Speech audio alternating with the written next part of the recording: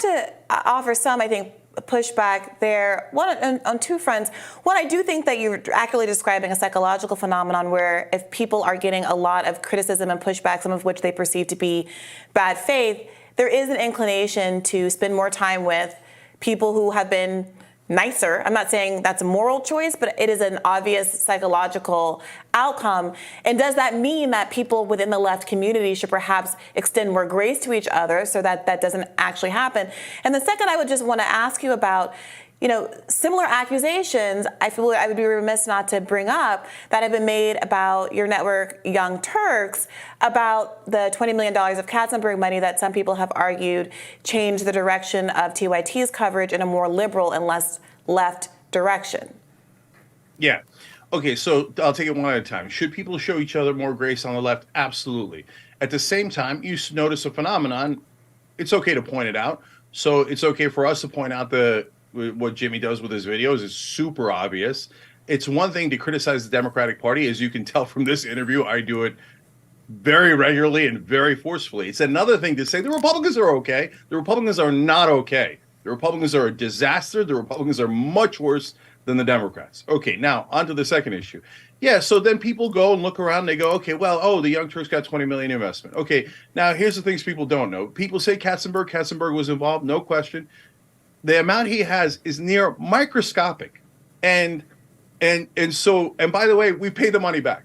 So I be honest, that's breaking news. We've never told anyone that, but we did. So that has no influence on us. But most importantly, Briahna, people just make up that we went towards the right way or went towards the moderate Democrats. I mean, they call me like the lunatic fringe that follow Jimmy say we're establishment shills. They haven't watched 1 minute of the show. I mean, look at what the things I said to you before this question, right? Does it look like a 1% pro-establishment? But they will see that and go, aha, nail it, he's for Hillary Clinton. Well, look, I can't help you if you're not dealing with facts and logic.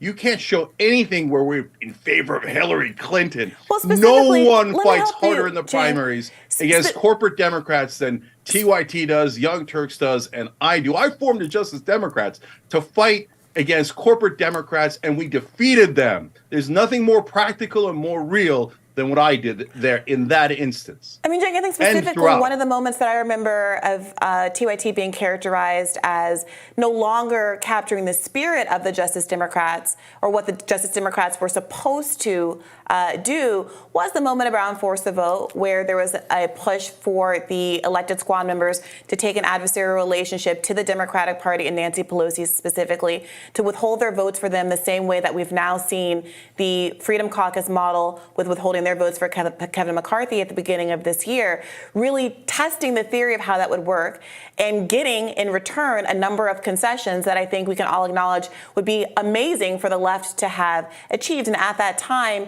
despite there being a poll that TYT put out of its audience, where a majority of the TYT audience seemed to support Force the Vote, the newscasters, the personalities on the show, were very much against it. And as I'm sure you can remember, that caused a significant rift down the left that persists in many ways. What do you say to that? I see you shaking your head. Yeah, it's crazy. But thank you for bringing it up, because I'm happy to address it and try to clarify it the best I can. Guys, do I look like I don't want to force votes? Of course I do, right? And I tell every congressperson that's going into Congress for the first time, if they'll listen to me, I tell them, you have to create what the civil rights movement called good trouble. Now, that doesn't mean you go in wildly and flailing around doing impractical things, but it means you come up with a coordinated strategy, you then create good trouble, and then you put a spotlight on an issue where you are on the winning end of it, popularity-wise. So, for example, one of the things we did with Justice Democrats is as soon as AOC won, we did a sit-in in Nancy Pelosi's office. That put Green New Deal on the map. That put Sunrise Movement on the map. And in a lot of ways, it reinforced Justice Democrats being on the map. I want you to take those kind of actions.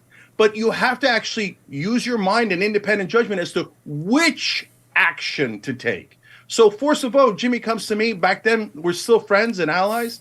And I go, oh, look, it sounds like a pretty good idea. Okay, I definitely want to do something where we're forcing action, right? So what's your plan, Jimmy? He's like, well, we're going to force the vote, and we're going to, get Medicare for all. I'm like, brother, I want Medicare for all. But you have to take steps. You have to With all due take steps. respect, If you go straight to Medicare for all, you have a 0% chance of With all it due passing, and you're respect, going to waste the power and the Cenk, that leverage. wasn't- And who are you going to get as Speaker of the House? And he's That like, wasn't I don't the know. argument. I don't know. That's your strategy? No, Cenk. I'm not going to agree with a moron who has no strategy, no plan, not at all practical. We could have forced a vote on $15 minimum wage, and we could have won that vote. But instead, the force of vote were like, yeah, well, you didn't do what I wanted. Okay, then I'm out. I'm not going to help you guys actually get the bills that we all want. Oh, come on, man, grow up. Now, so Cenk, I would point out that Kevin McCarthy is still Speaker of the House.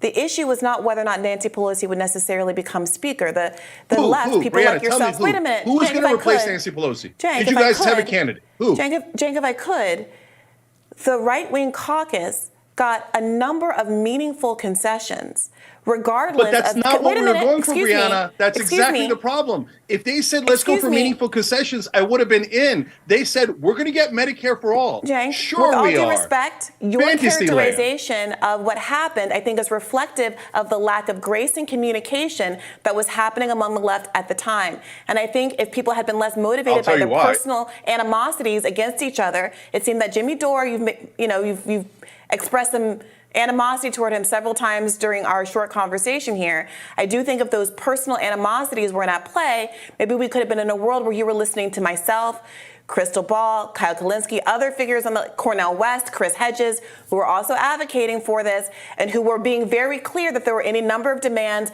I wrote an article in Current Affairs that set all of this out contemporaneously, so you can go back and look, that it wasn't this idea that we were going to hold the vote and magically get Medicare for all. And to the extent that that was your presumption Briahna, or your you know it belief, was. I do think that is a Name one real other thing. problem with Name one other communication on the concession left. that you guys wanted at the time. Name one other concession. At the time, don't make it up now. At the time, name one other thing you guys I invite wanted. you and the rest of the audience to go look at an article I wrote in the Current Affairs magazine in November of 2020, in which I consulted with David Sirota and included a list of subsequent ancillary demands that he had written up in his own publication, and I linked to them and say that these are also important. The important thing is that we need to demand something in exchange for our votes. But we don't need to rehash that. Go ahead. I'll give you the last. No, I need to say one opportunity last thing, respond. Briahna. I need to say one last thing. You guys make it sound like we're the ones who have animus. No, be clear about how this thing started. As I told you in the beginning, I said, well, that's interesting. Let's have a conversation about strategy. And the minute I said, let's have a conversation about strategy, Jimmy said that we were taking money from the CIA and Nancy Pelosi. You just mentioned David Sirota. He also attacked David Sirota. He also attacked Amy Goodman from Democracy Now! And insinuated she was working with the CIA. So then I thought, well, no, I'm not going to work with a lunatic who thinks that Amy Goodman might be working with the CIA.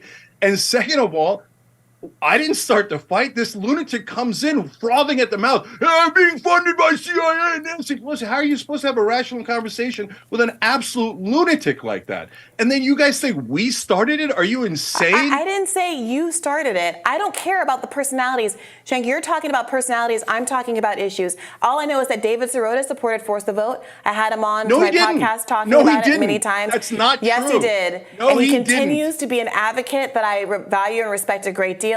And he is able, as a mature person, to tease away his personal feelings about human beings that he might share an idea with or a strategy with, and the underlying strategy. And I really do hope that we see more of that on the left and less of a focus on who it is that's delivering a certain kind of a message, especially if you're right, Cenk, and it's going to require a united and powerful independent media force in order to actually ever get a progressive into office. Thank you so much for joining us today and talking through some of these tough issues. No problem. And you guys are funded by the CIA.